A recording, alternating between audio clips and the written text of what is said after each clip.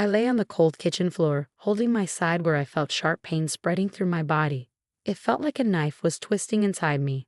My 7-year-old daughter, Lily, stood nearby, her small face showing how scared she was. "Mommy, are you okay?" Lily's voice shook, barely louder than a whisper. I tried to sound calm despite the pain. "I'll be fine, honey, just a bad stomach ache," I lied, trying to hide how serious it was. Footsteps echoed through the hallway as my husband David appeared in the doorway. His face showed annoyance instead of concern. He was ready for his trip, holding his suitcase. "What's going on, Evelyn? Why are you on the floor?" David asked, sounding annoyed. "I think it's appendicitis, David. It's really bad. We need to go to the hospital," I managed to say, each word hurting me. He scoffed. "Appendicitis? You're probably overreacting. It's likely just indigestion." "But David, I really think—" My words were cut off by a sharp pain, making me wince. David checked his watch, clearly impatient. "I can't miss this trip with Rachel. Just call a taxi or something." I couldn't believe it. "David, I can't even move. Lily's here. I need you," I begged, desperation in my voice. He shook his head, not caring. "I'm sure it's nothing. Call if it gets worse." And with that, he left, his suitcase trailing behind him. I was left alone in pain with Lily. Lily's small hands found mine, her tears matching my own. "Mommy, don't be sick. You have to be okay." I gathered what little strength I had and pulled Lily close. "I'm here, darling. Mommy's here."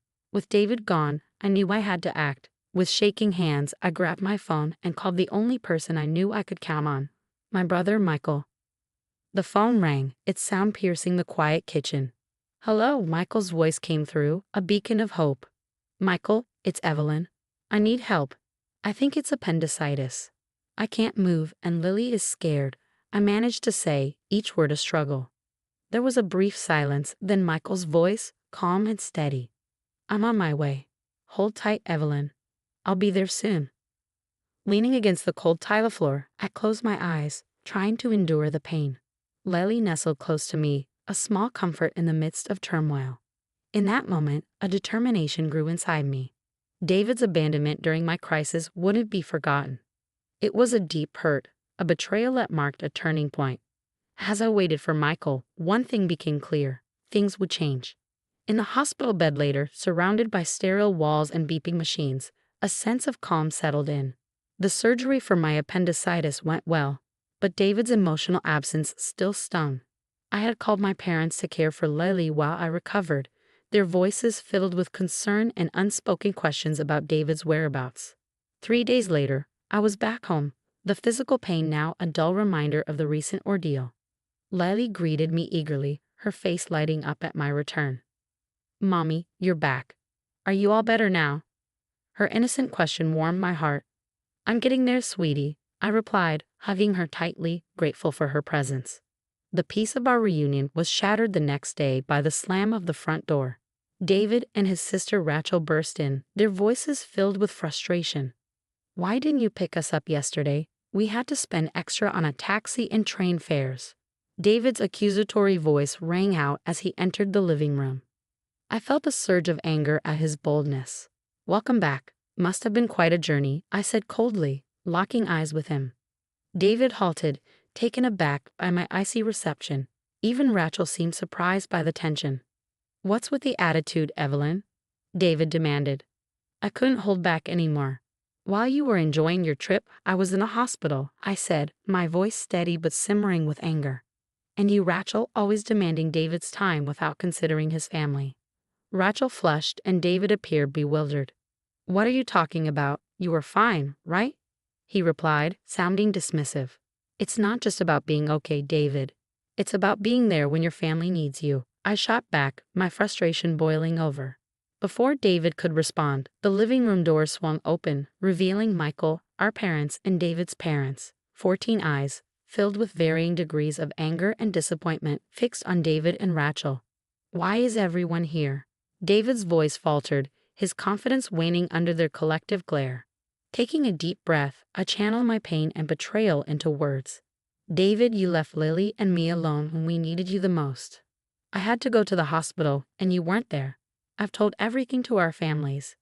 David seemed to shrink under the weight of my words, his usual bravado absent. His eyes darted around, searching for support but finding none. "It's not just about this one incident, David.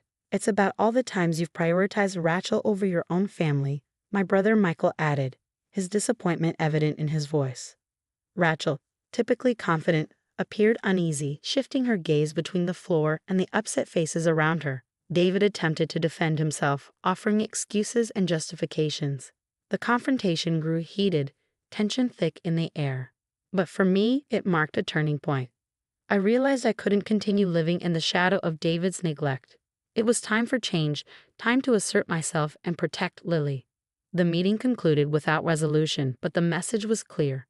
I had the support of both our families, and David's careless facade had been shattered. As they departed, David's parents glanced at me with sympathy, silently acknowledging their son's shortcomings. That night, as I lay in bed, the events of the day replayed in my mind.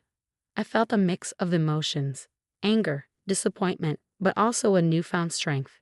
David had revealed his true self, and I knew it was time for me to take charge of my life. The days following the confrontation were tense with unspoken words. David tried to act as if nothing had changed, but the atmosphere between us was heavy. I spent that time reflecting, realizing the depth of my discontent and the necessity for change. The decision I reached wasn't easy, but it felt crucial, like a breath of fresh air after being stifled for so long. One evening, while David casually flipped through TV channels on the couch, I approached him with a folder in hand. My heart raced, but my determination held firm. "David, we need to talk," I said, my voice steady. He glanced up, a hint of annoyance crossing his face. "What now, Evelyn?" I took a deep breath and handed him the folder. "I want a divorce." David stared at me, disbelief and mockery flashing across his expression. "Divorce? That's absurd, Evelyn. You're blowing things out of proportion." I shook my head, feeling a surge of empowerment. "It's not an exaggeration. I've thought long and hard about this. You've consistently prioritized Rachel over me and Lily. I can't continue like this." David sneered. "You think you can manage alone? Don't be naive, Evelyn." His words were meant to hurt, but I stood firm. "I'm not naive, David. I understand what this means, but I'd rather face uncertainty than continue feeling invisible in my own marriage." He laughed, a cold, bitter sound. "Good luck, Evelyn. You'll regret this once you realize how tough it is out there." I felt my anger rise, but I kept my composure. "I won't. This is my decision, and I'm sticking to it." For a moment, David seemed like he might argue further, but then he shrugged, a smug smirk on his face. "Fine, have it your way. But remember, I warned you." As he turned back to the TV, dismissing me once again, I felt a whirlwind of emotions. There was fear, certainly, but also a powerful sense of liberation. I was finally taking charge of my life, stepping out of the shadows. The next day, I started the legal process for divorce. It was overwhelming with all the paperwork and legal steps, but I was determined. My parents and Michael were supportive, offering help and encouragement. During this time, David's true nature became clearer. He was dismissive and uncooperative, trying to intimidate me into giving up. But I stood my ground, strengthened by my family's support and my growing sense of strength. As time went on, David's facade began to crack. The charming, confident man I married revealed himself to be selfish and manipulative, his true self exposed. The divorce proceedings were challenging, but I faced them bravely, each forward step a testament to my newfound determination. I was no longer the woman who lay on the kitchen floor, ignored and in pain. I was reclaiming my life, my dignity, and my happiness. The divorce process was exhausting, marked by David's constant attempts to undermine and demean me. In our meetings, he would sneer and make hurtful remarks about my parenting and my future without him. But instead of letting his words defeat me, they fueled my determination to break free from his toxic influence. "Enjoy your struggles, Evelyn," David taunted in one of our final meetings. "You'll soon see how good you had it with me." His arrogance infuriated me, but I remained composed. "I'd rather face challenges every day than spend another moment with someone who has so little regard for his family," I replied firmly. David's smug demeanor briefly faltered, replaced by a flicker of anger. He quickly masked it with a scoff, but I could sense my words had struck a nerve. The day the divorce was finalized brought a strange mix of relief and nervousness. I was finally free from David, yet the road ahead seemed daunting.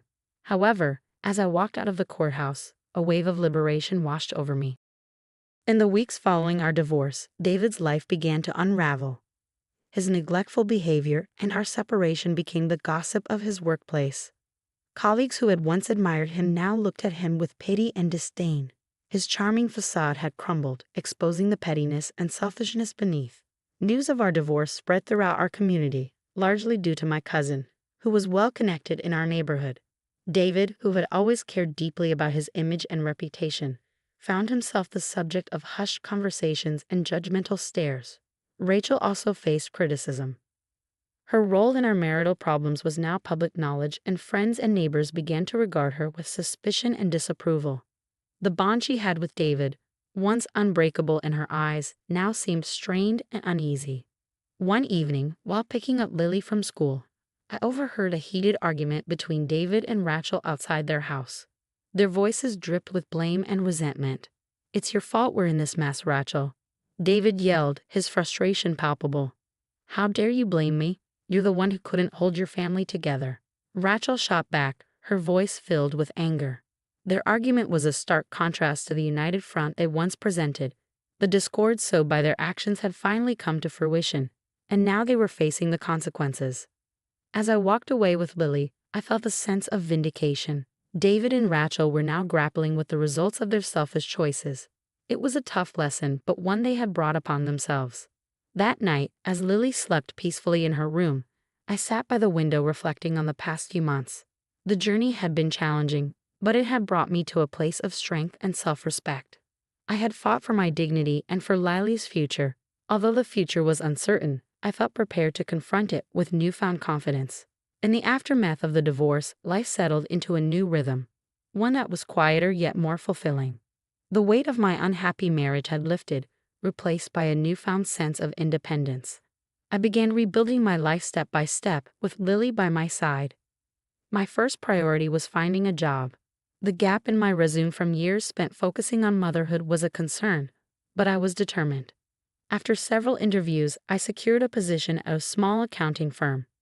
The firm, led by a supportive woman who valued working mothers, offered a flexible and understanding environment. It was an ideal fit for me. Lily embraced the changes with the resilience that only children possess. She started kindergarten, making new friends and eagerly diving into learning. Her laughter and lively conversations filled our home with happiness, a stark contrast to the tense atmosphere of the past. Yet despite these positive changes, reminders of my past with David lingered. One afternoon, while dropping Lily off at school, I overheard a group of parents whispering, "That's her, Evelyn. Her husband left her because he couldn't stand being around her anymore," one of them said. Their words stung, but I held my head high. The gossip and judgment were small prices to pay for the freedom and peace I now had. Meanwhile, David's life continued to unravel. His pride took a significant hit, and his once flawless reputation was now tarnished. I heard from mutual acquaintances that he had moved back in with his parents, a fact he tried to conceal but eventually became known. Rachel's situation wasn't any better. Her interference in our marriage had isolated her from many friends. The once close siblings were now barely on speaking terms, their relationship strained by blame and regret. As for me, I found solace in the unwavering support of my family. My brother Michael had moved closer to us, his presence a constant source of comfort. My parents showered Lily with love, their affection soothing the wounds of the past. One day, while savoring coffee in my kitchen, I reflected on the journey I had endured, the pain, the struggle, and ultimately, the liberation. It had all brought me to this moment of peace. I hadn't just survived. I had emerged stronger and more self-assured. The doorbell interrupted my thoughts. Opening it, I found David standing there, wearing a look of defeat. "Evelyn, I'm sorry. I didn't realize what I had until it was gone," he said, his apology, though belated, validating my decision. "Thank you, David," I replied gently, "but it's too late. I've moved on." As I closed the door on David and the life we once shared, a sense of closure washed over me. That chapter of my life had ended, and a new one was beginning. In this new chapter, I was the author of my own story, free to shape my future as I saw fit. Lily's voice called out from the living room, and a smile spread across my face. I walked towards her, eager to embrace the life that lay ahead, a life brimming with possibilities and hope.